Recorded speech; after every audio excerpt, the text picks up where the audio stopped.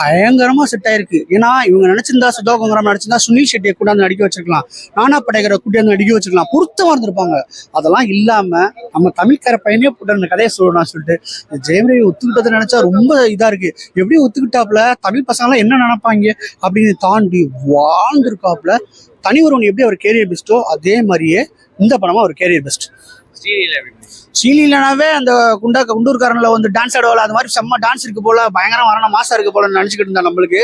1959 எந்த மாதிரி ஒரு பொண்ணு இருக்கும், எந்த மாதிரி சின்ன சின்ன நளினங்கள் மட்டும் அந்த ட்ரெஸ் கோட்ல அந்த இதுல எல்லாம் டான்ஸ்ல ஈவன் வந்து டான்ஸ் போற மாதிரி ஜி பிரகாஷ் சார் ஒரு பீட்டே போட்டுருப்பாப்ல. அந்த பீட்டுக்கு ஆட போறாங்க, அப்படியே ஸ்லோவா ஆடிட்டு இருக்கும் போது ஒரு குத்து வரப்போகுதுன்னு நினைச்சோம். அதுக்கெல்லாம் வேலை இல்லை. சுதாகர் என்ன சொல்ல சொல்லிட்டு இருந்தேன். பியூரான ஒரு ராவான ஒரு அல்டிமேட்டான ஒரு கிளாசிக்கான கல்ட்டு கிளாஸ் மூவி எடுத்து வச்சிருக்காங்க. செம படம், 1% கூட மசாலா கிடையாது. அதர்வாலாம் செம்ம கேரக்டர். அதர்வாலாம் வரும்போதுலாம் நம்மளுக்கு அப்படியே ஏறுது. அப்படியே ஒரு சீன்ல சொல்லுவாப்புல, நீ அண்ணனா சொல்லியிருந்தா உன் பேச்சை கேட்ட மாட்டேன், நீ வந்து மாணவர் நீ தலைவரா சொல்ற, அதனால தலைவருக்கு நான் மதிப்பு கொடுக்குறேன் சொல்ற சீன்லாம் விசில் பறக்கும்.